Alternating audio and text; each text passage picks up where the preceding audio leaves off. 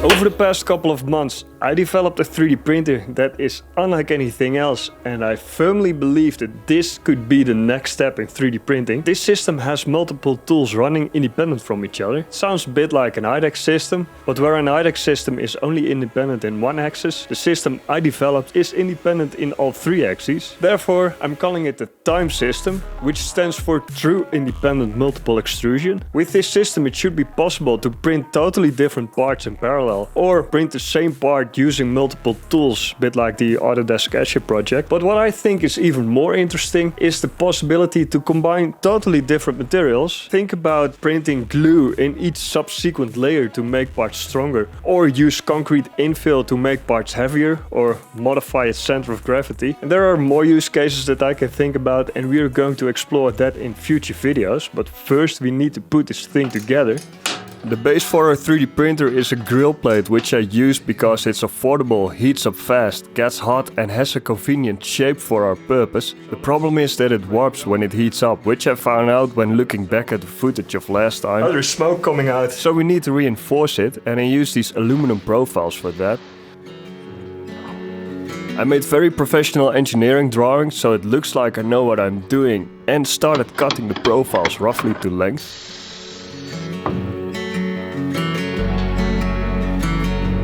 I placed the biggest end mill that I could fit at my mill chuck and placed that on this small milling machine I just bought.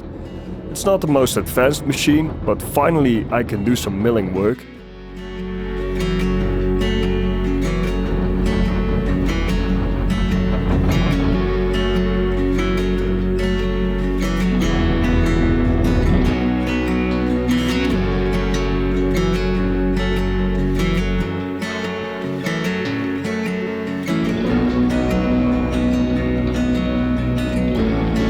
Now the part that I like the least, tapping. Therefore I printed this tool so I don't have to think about tapping straight.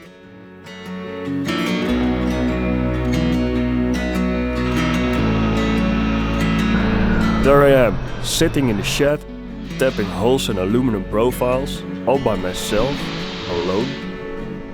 Maybe that's a bit dramatic. The next day I was ready to modify the plate itself. I marked where all the holes must be, centered them and started drilling. This is the definition of not flat. I lowered the speed of the milling machine for the chamfering. These chamfers make sure that the plate can be mounted without the screws sticking out above the surface. A bit of cleaning and I was ready to mount the frame together.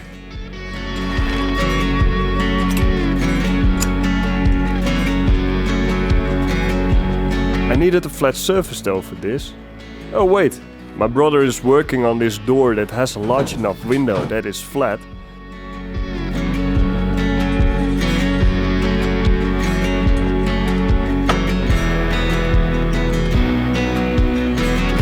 Now everything is tightened well, and the next step is to mount these beefy linear rails.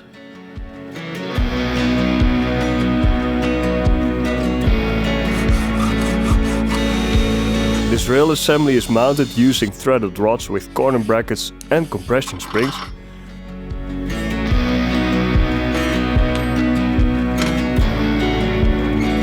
This made it possible to adjust it, just like a regular 3D printer.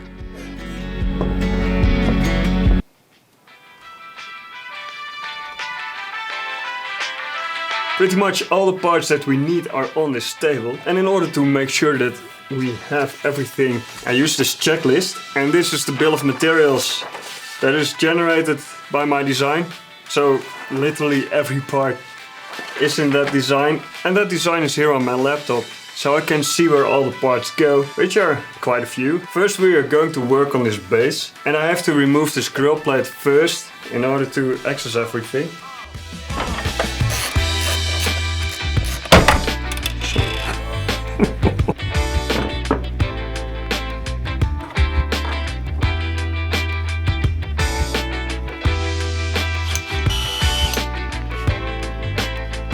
The diameter of these connector rods was just a bit too big. I was thinking of hammering them in, but that would do more harm than good, so I decided to sand them down, file them down. Now it fits.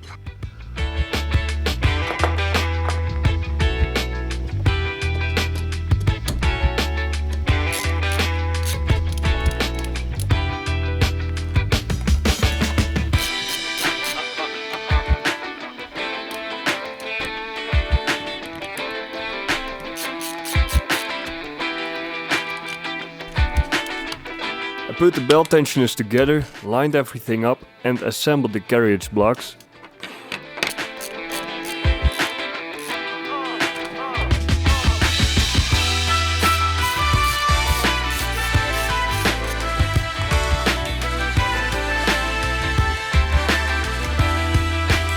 The last step is to add the timing belts and adjust everything in such a way that the opposite carriages are perpendicular to the rails. The movement system works. Okay, the base is put together, at least mechanically, and everything went very well. If you ignore the fact that some parts didn't fit and had to do a redesign, reprint them out of PLA to see if they fit, and reprint them again out of PET for these final versions, and then realizing that I made another mistake, redesigning and reprinting again. And now we're here. Yeah, okay. Yes. Okay, I'm not very happy with how smooth these rails go. Well, not smooth. I cleaned them out with very thin oil and also I greased them up. Well, you know you have beefy rails when you need a grease pump for these. I think it's good enough for now, but this is something that I'm going to look into for maybe a future version. I already added the temperature sensor to the grill plate and also added this ceramic felt to insulate the heater from the rest of the electronics. Speaking of which, now it's time to add the electronics. I'm going to reuse most of the electronics from this original grill plate that I've shown in the previous video. Zo 190 graden doen. The reason for the new plate is, well, and also when I bought the new one, the picture showed that it didn't have this hole and it was completely flat, which I thought would make it easier for this purpose. But, well, for some reason, this isn't completely flat. It misses the hole though, but it's different from the picture. So I'm going to change some things. One of them is the PSU. This is used for LEDs and this is pretty small. And this one is 300 watts and the smaller one is 150. So I'm going to repurpose most of this. I will also add a second solid state relay for the future possibility of having a chamber heater.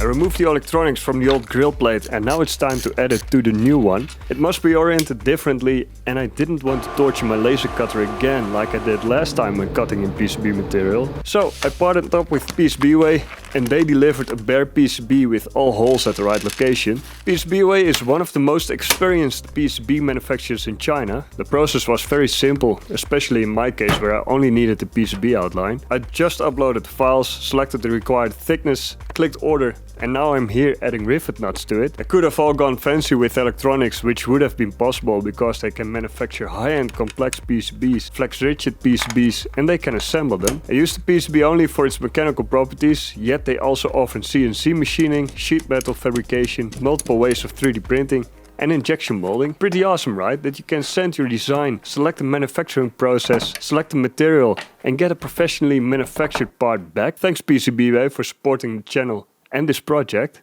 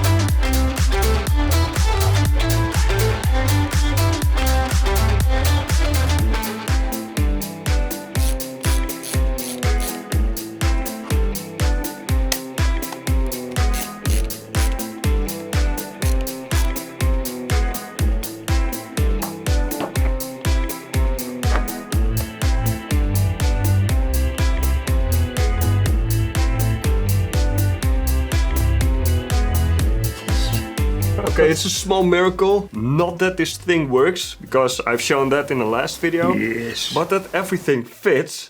I think that this is a pretty solid grill plate. I managed to connect most of the wiring. I had to modify the springs in there to make it fit, but it fits. So the thing that's left to do now is adding the portal. I've already made one earlier on to see if everything fits. It's not perfect. Everything does fit. I've designed an improved version, which is in parts here, and we will put that together later. This thing, it is good enough, so we can use that as our first portal. This thing is based on the truss system that I've made a desk lamp out of.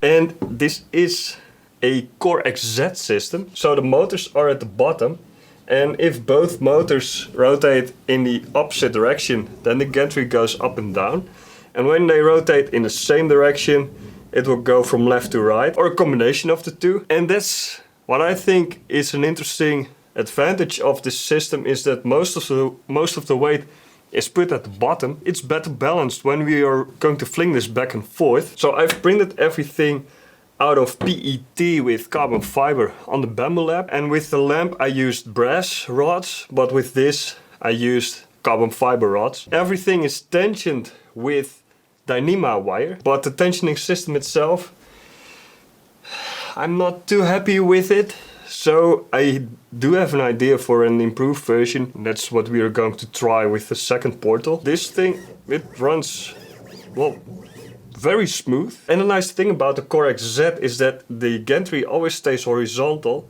It's not possible to push one side down. So it's a bit similar to having two lead screws, but this, I think it's a lot more elegant. And also it moves a lot faster in the Z direction, which can potentially be interesting for non-planar 3D printing. So yeah, I think that this could work very well in this configuration that we're building right here. And it can also be tilted at a 45-degree angle, so it can print like a belt printer. So let's put this thing on the printer, then we are going to put the second portal together, put that on the printer, and then we can do our first test print.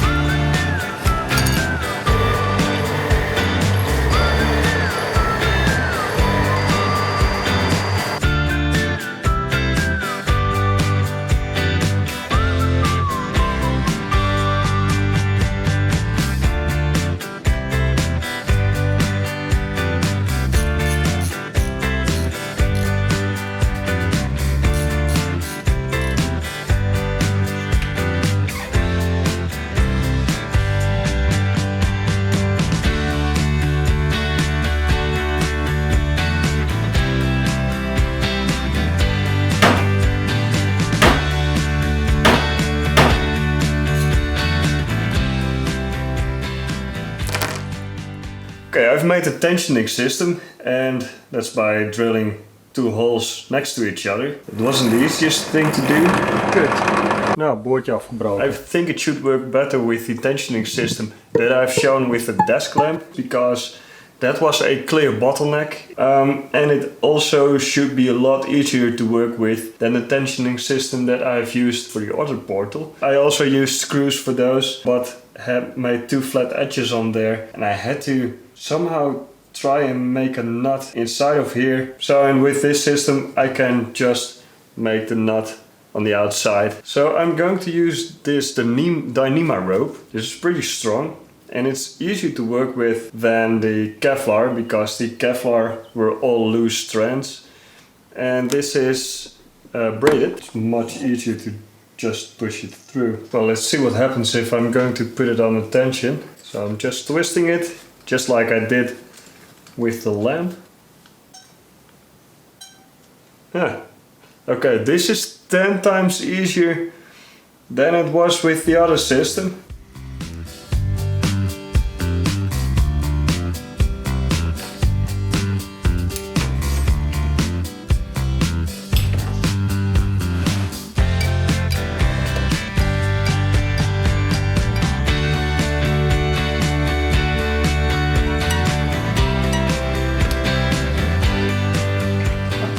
Okay, I moved to this room because I've got an example here and I've got our parts lying here.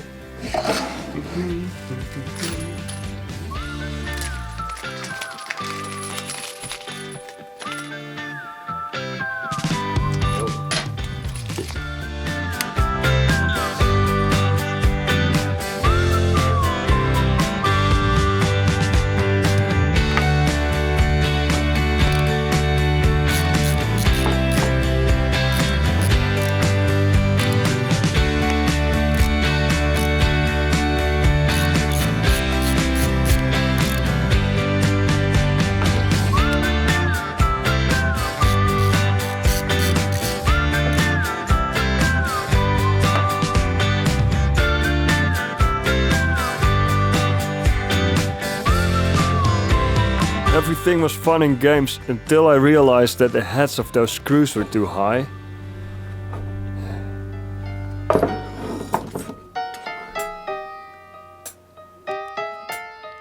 So yeah, I had to mill them down.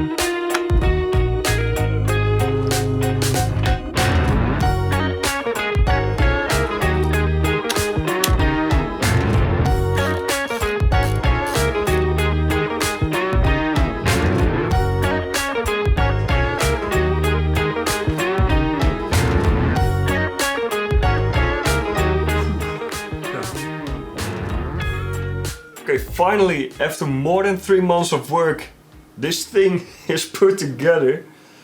So the only thing that's left to do now is configuring it. And that's also not going to be a straightforward task because we do have a weird motion system here. So therefore I'm happy that I teamed up with Duet.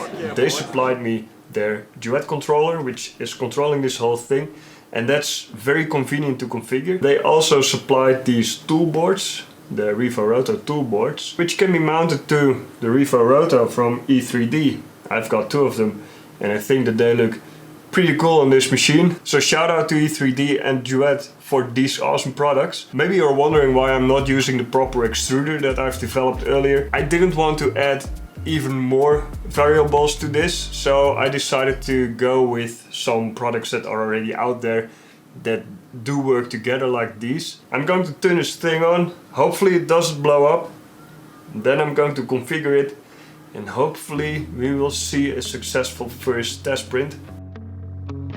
Imagine this, I put all my eggs in one basket. I haven't uploaded a video in more than 3 months.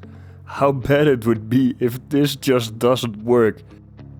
I believe so much in the system and the possibilities that we can explore in future videos that I decided to go all in on this. I don't think that I ever felt this much pressure during making a video, and it wouldn't even be funny if this fails. Okay, I think I managed to configure this thing. It wasn't easy. I configured it as a Core XYUV system and swapped out the axes. So technically it's a Core XZUW system with an independent Y-axis. So yeah, time system is a much easier name to remember. It works. So let me just show you. Yeah, let's just home everything. So first it will home the first portal. This is tool 0. And then once this is homed, the second portal will home, which is tool 1. It has a bit of a different homing sequence than that one, but they both home. I managed to home them in parallel, which looked much cooler.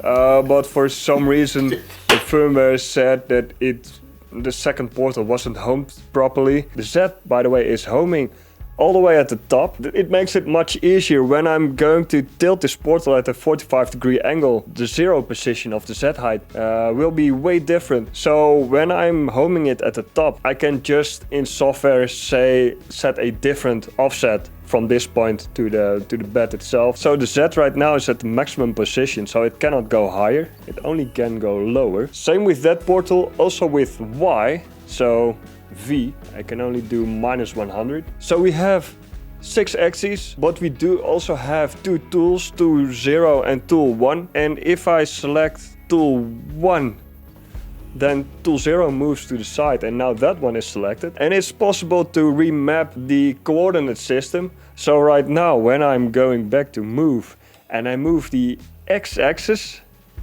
then that one is moving with the x-axis and Y, but for some reason Z is not. Z is still mapped to this one. I think that this is where I run into the restrictions of the firmware, but on the other end, I don't want to use the functionality of having tool 0 and tool 1 to select between the two, because I want to print in parallel. So the restrictions probably will be in the slicer itself. So for future videos, I think I have to come up with some sort of script or whatever that I can manipulate the G-code with, so both portals are just doing its own thing. One other thing I want to show you is the let me put this microphone aside. This is a tool change system. It's inspired by the tool change system that I've shown in my very first video. That's also why this toolboard is so convenient. But this can be placed at a 90-degree angle. So when I'm going to place this portal at a 45-degree angle, it can actually print like a belt printer. It needs a pointier nozzle, of course, in order to make this work. But there's one stupid issue here, is that when I'm going to move this thing up, the cable collides with this top beam here, so it cannot home. But yeah, these are things that I'm going to solve later on when we are going to use this functionality of this 45-degree portal. But before we are going to do our first test print, I want to give a quick shout out to my Patreon supporters, especially these guys. Your support helps a lot, especially during this project.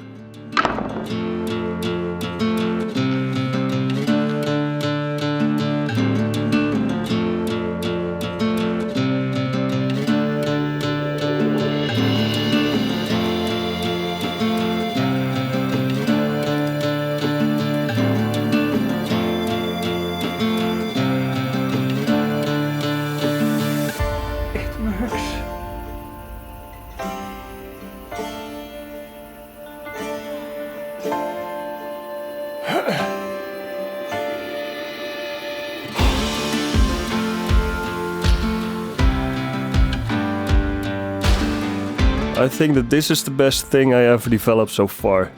Yes, it's silly with the drill plate and those moving gantries, but it works. Right now it's just printing with one portal, but that will be different in the future. I do have to be honest about something. The quality of this print is terrible.